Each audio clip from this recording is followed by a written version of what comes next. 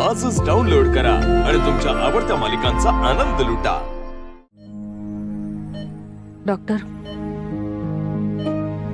मी इथे थोडा थांबू शकते का?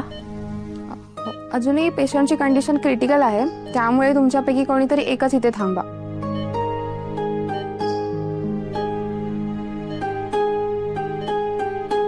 थोड्या वेळाने मी जाते।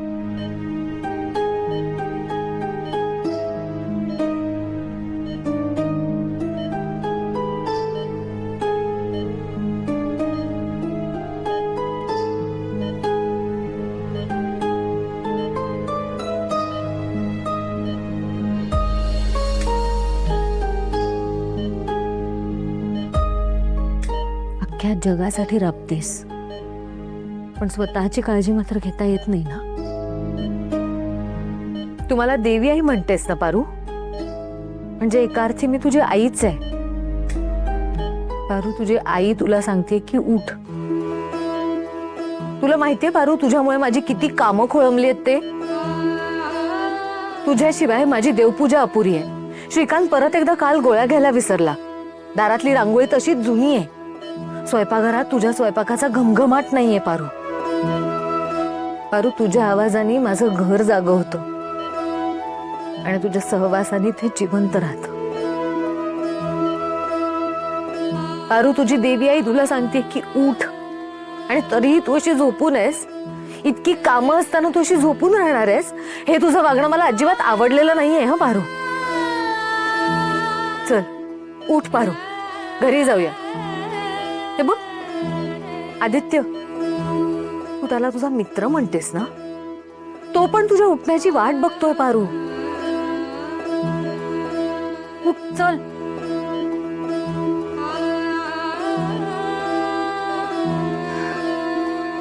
पारू, मला मान्य आहे की मी कायम तुझ्यावर रागवते।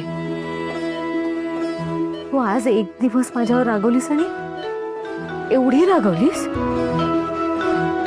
माझ्याशी बोलणार पण नाहीयेस तू।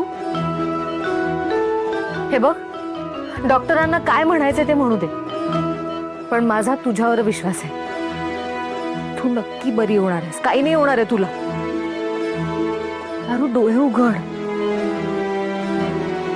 बरं ठीक आहे, माझ्यासाठी नाही तर तुझी सावित्री आत्या पण आली आहे तुला भेटायला, तिच्यासाठी तरी डोळे उघडशील। अरे आम्ही सगळेजण वाट बघतोय ग तुझी।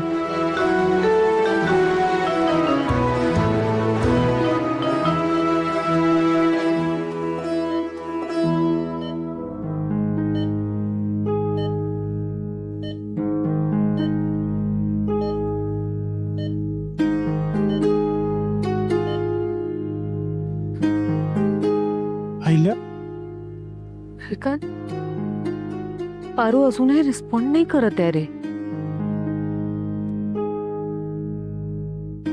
मला असं वाटतं आजची रात्र मी इकडे थांबते। बघू डॉक्टर्स काय म्हणतायत। अहिल्या मॅडम,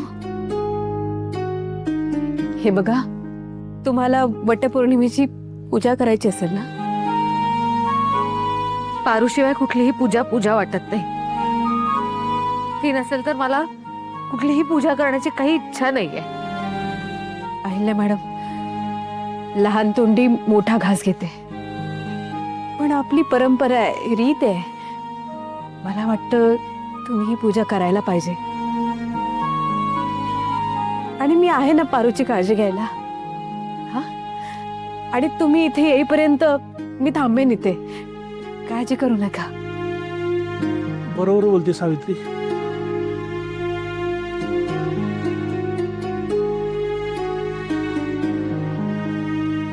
मी नाहीये तर पारू जवळ थांबशील, तिची काळजी घेशील।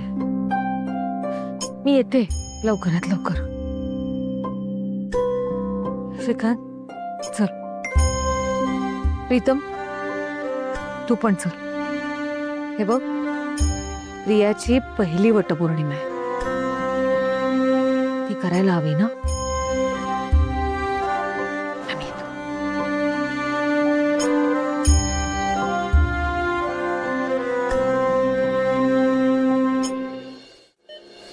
पारू,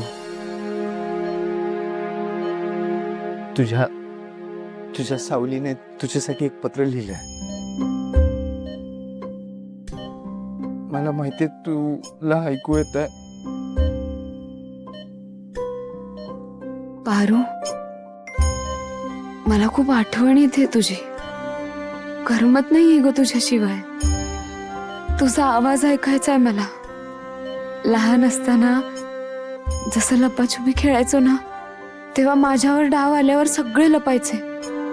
मी सगळ्यांना शोधायचे, पण एका क्षणाला कुणी सापडलं नाही की घाबरून जायचे मी. हे तुला कळल्यावर तू मला आवाज द्यायचीस. सावली, तुझी ती हाक ऐकली की भीती कुठल्या कुठे पळून जायची कळायचंच नाही ग. आज पण मला तुझा तो आवाज ऐकायचाय. त्याच शाळेत तुला घेऊन जायचंय पुन्हा. तुला आठवतंय ना आपल्या शाळेबाहेरची आजी, जी चिंच बोर घेऊन बसायची बघ. अगं ती पण आपली वाट बघत असेल. किती जीव लावायची आपल्यावर.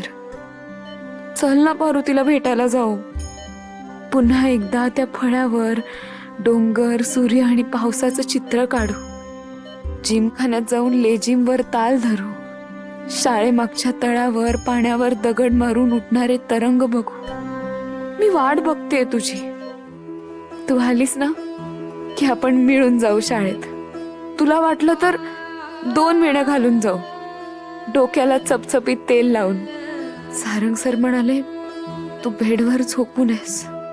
मी म्हणाले त्यांना तुम्ही काही सांगू नका. माझी मैत्रीण कधीच अशी झोपून राहणार नाही. जिवंत झऱ्यासारखी आहे माझी पारू. ती अशी साठून कधीच राहणार नाही एका जागी. माझी पारू म्हणजे वाहता वारा. माझी पारू म्हणजे बरसणाऱ्या गारा. पारू म्हणजे निखळ मैत्री. पारू म्हणजे विश्वास. हाच विश्वास तुझ्यावर आदित्य सरांनी पण दाखवलाय. त्यांचा पण विचार कर ना ग.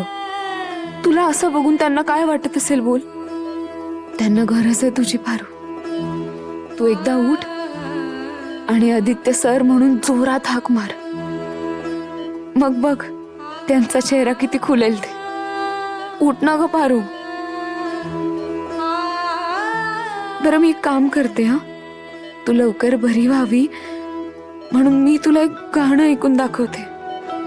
मला माहितीये तू नक्की बरी होशील.